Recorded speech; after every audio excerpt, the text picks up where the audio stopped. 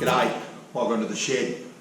My name's Chris and I'm about to try and attempt to nickel plate and build a home electroplating device. I've got a lot of junk and stuff, so my first job is to just clean a decent workspace down here in my storage shed.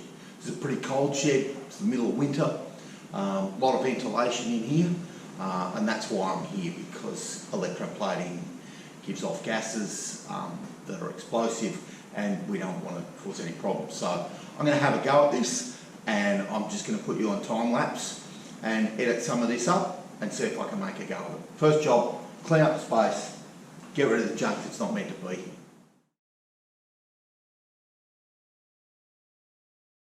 Alright, you can hear the rain falling on the roof of the shed. It's going to be one of those days. I've had a good clean up, put all my junk away or moved it to somewhere else. Made myself a temporary workbench, put all my chemicals on. And this first stage is only white vinegar, so we're not in a drama. I got all the stuff off the workbench, cleaned it down, ground off the stubs I had welded to the bench from when I was making a stand for one of my bikes. So cut those off, ground that back a bit. Then I washed it off with some brake cleaner and some rags until it was cleanish. Then some plastic over the top, and now I've got a clean sheet over that. So no dirt coming up from the bench and no spillage going down onto the plastic.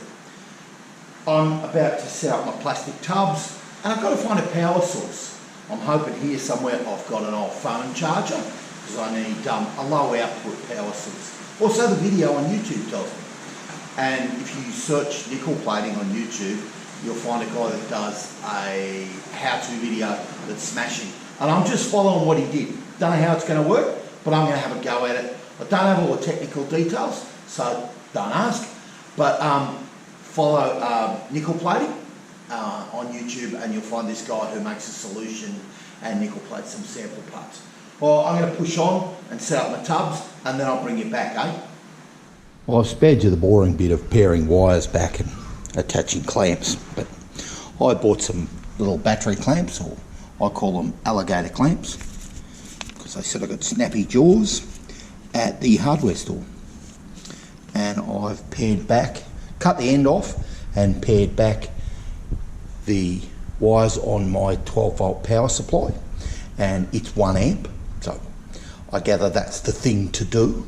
And then we can work out which side's negative once we've started making the electroplating solution, or the electrolyte I've been calling it, but that's not quite the right word.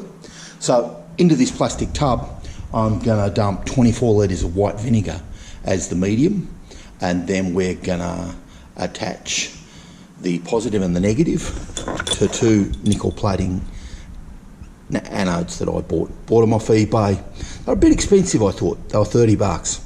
Meant to be 99.9% pure and meant to have only come from Sydney. I'm in Victoria, but they took 2.5 weeks to come. So they obviously came from China. So we'll see what this. I used the lathe and the parting tool to cut a little niche in the top where I'm going to suspend them and wrap the wire around them. I've also got some electrical conduit that I'm going to cut and suspend over the tub so that I can hang everything really cleanly.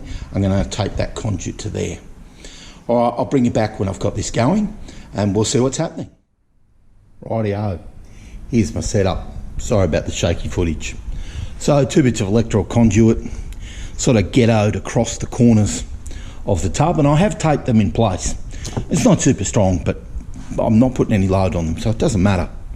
I didn't mention before, I actually bought some copper wire from my local hardware store too, just to suspend parts on, and that it's nice and clean.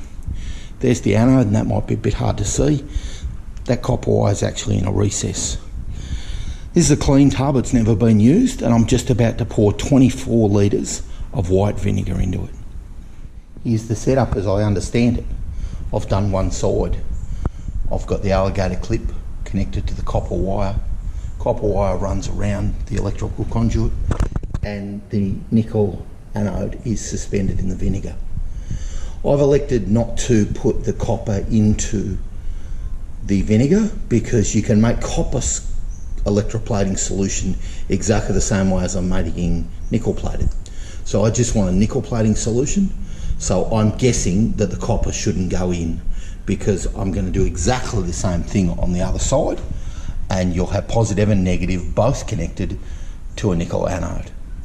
And then you apply power and salt.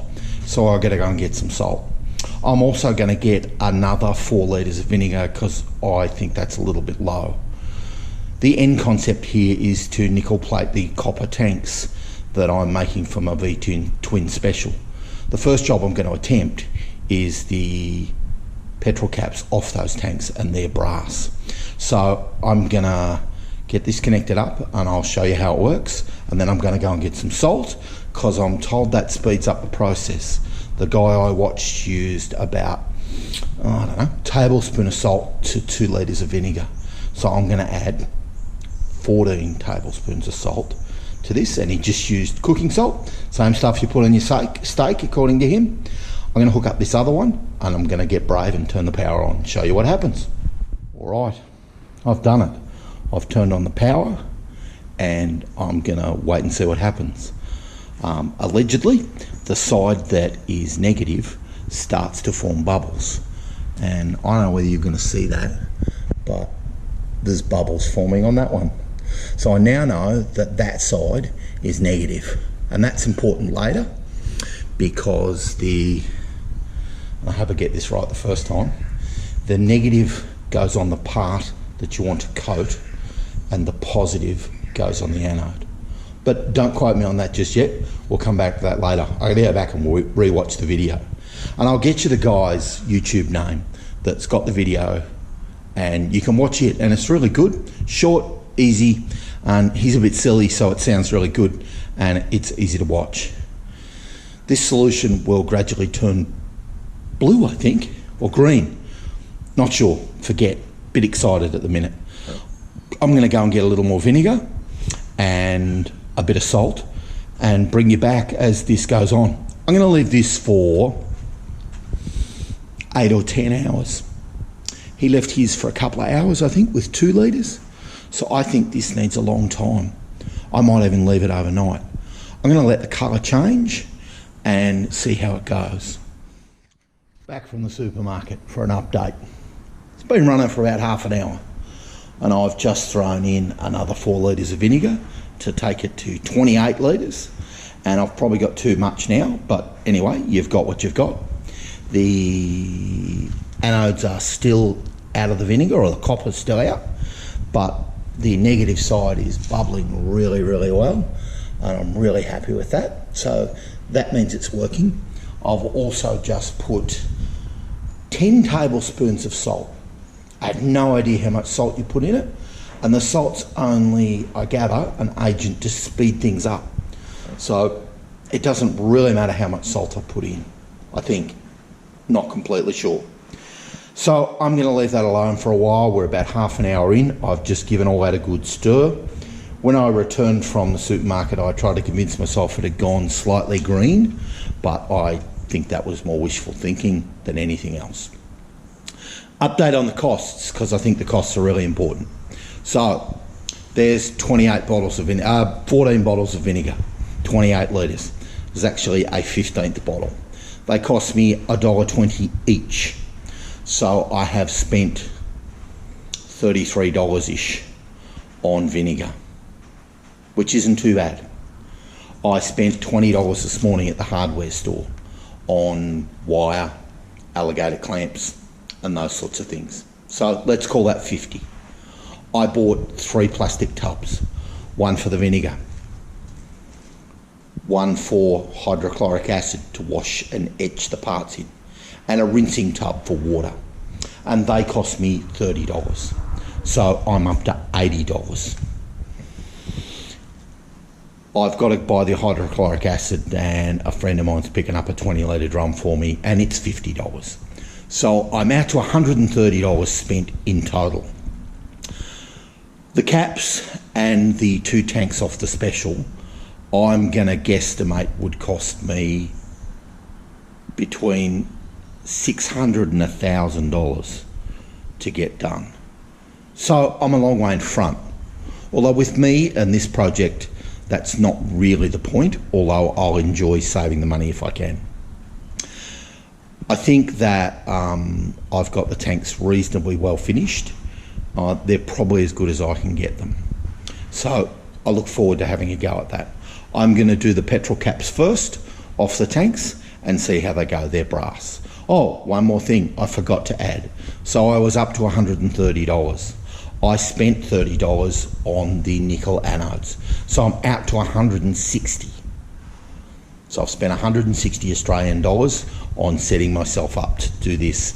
And the charger I had, and it was off something else. And I know we all have phone chargers and that sort of stuff at home, so that works.